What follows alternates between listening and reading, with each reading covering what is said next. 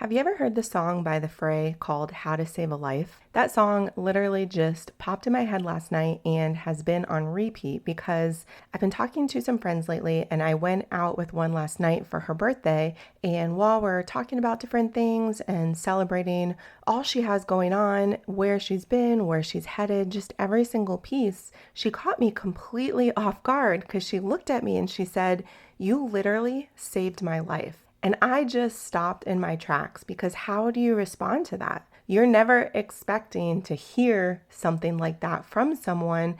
And that's what I want to talk about today, how to save a life. Because I think when we think about that term, we usually think of medical professionals and just all the good that they do for people. And that is so true. But you can also save a life even if you're not in the medical field in your everyday relationships. So let's dive in. Are you too busy to prep healthy meals? Do you feel self-conscious about your body and your clothes not fitting right, but you don't have time to work out? Does your life feel unorganized and messy? Do you wish you had routines and habits that made health simple, even with your busy schedule? I know, I've been there. Hi, I'm Shannon Marquita, and no one ever really taught me how to eat healthy. I didn't know anything about nutrition, so I found myself eating whatever was easy, which definitely impacted my energy, weight, and focus. That's why I created this podcast, to show you that through healthy habits and time management, you can know you're doing health right. So stop scrolling social, clicking the ads, and buying all the things. Let's grab our Americano and pop in our AirPods. It's time to solve the real problem together. Welcome home.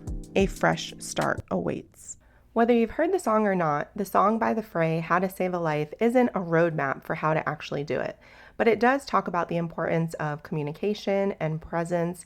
And so those are some pieces that I want to talk about today. Whether you're actually in the medical field or not, you can save a life. And pieces that are really important are just having healthy relationships with open communication. So when I was talking to my friend recently, and she completely caught me off guard with one of the biggest compliments I think you can ever receive, is just how we have walked life together. Because there are always some heavy times and some hard times.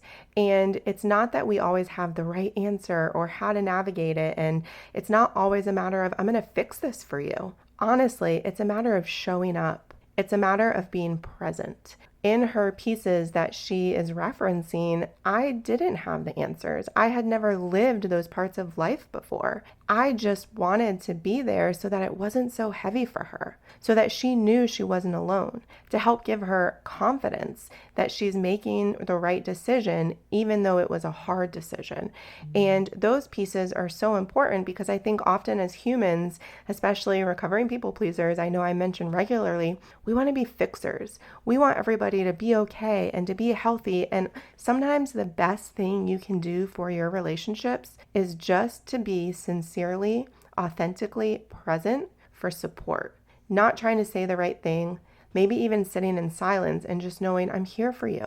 I'm here for you to lean on. I'm here for you to talk to. I'm here just when you need some presence because you're not sure what the next right step is. And sometimes that's the biggest thing in how to save a life is helping somebody to know that they're not alone. Because when things do get really hard and heavy, that responsibility, that burden sometimes, it can be too much. And so it's a matter of loving people every step of the way for who they are and the efforts that they're making and just encouraging people. We have talked about pieces and I've offered different viewpoints and opinions and what I thought I might do if I was in her situation. And the decision was always hers, but having that open communication, being willing to have hard conversations and say things that maybe aren't easy or comfortable because you know it's for the greater good, but you guys have that healthy relationship and that trust level that you can navigate these things together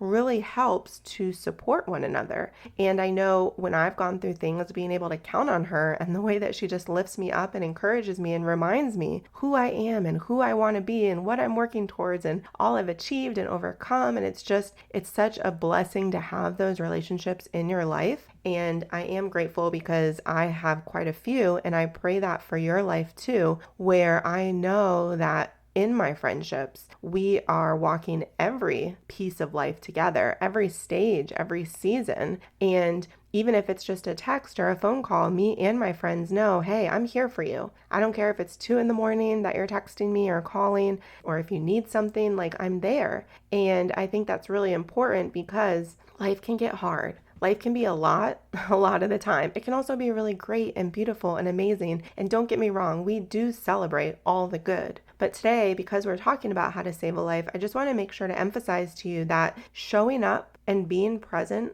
supporting those you love in your life, walking and doing life with those people that are important to you, it makes all the difference. It's not always doing the Heimlich or CPR or being able to do an organ transplant or something extremely drastic. Those things are absolutely amazing and incredible, and I'm not belittling them by any means. Those are literal physical how to save a life.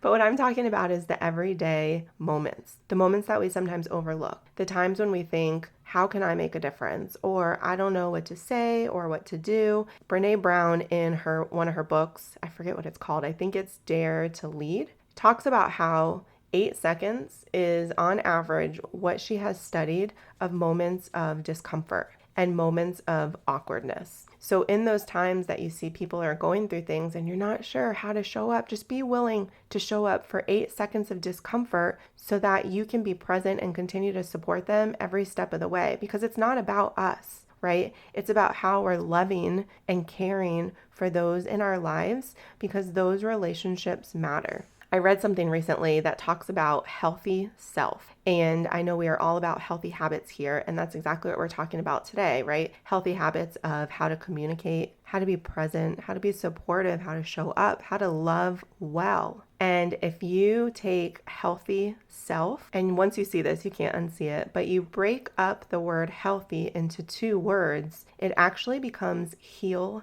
thyself. And so being healthy, the more that we are working on these healthy habits, it's not only loving our people well and being better in relationships and our presence and practicing healthy habits of communication and support, it's also healing ourselves. It's healing the parts where maybe you went through something and you didn't have someone there for you and you wish you did. And you're being that person for someone else, and you're making things a little better and a little softer, and you're modeling love for others. It's healing pieces of you as well, because this whole journey is also about you and your life. And so I want you to constantly be feeling the parts of you that are healing and are getting better, because that helps us to show up in every area stronger and more confident, and to live the life that we know we're meant to live. And so I hope this episode has served you. I hope that whatever you've gone through in your life, that you have had people present who have walked with you, who have supported you, and you've experienced that love. But if you haven't, I hope that you've gotten to be that for someone else, because it makes all the difference.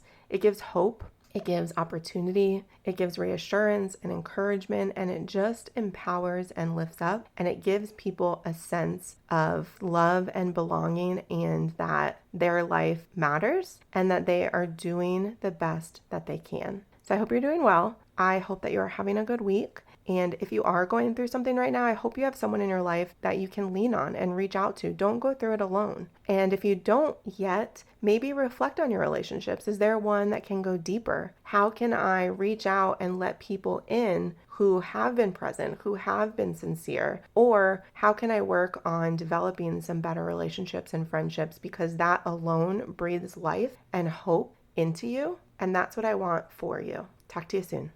If this podcast helped, challenged, or inspired you in some way, I would love it if you'd do me a huge favor and leave me a review over on Apple Podcasts. It helps me to hear from you and know how this is best serving you. And go ahead and screenshot this and share it in your stories. Tag me at Shannon Marquita.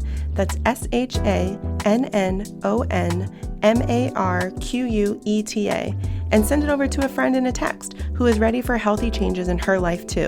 Let her know that this episode might serve her as well. I am just so grateful for you and would love to hear from you. Come hang out and let's connect over in my Facebook group, bit.ly.com/afreshstart, or send me a message. I look forward to seeing you back here in a few days.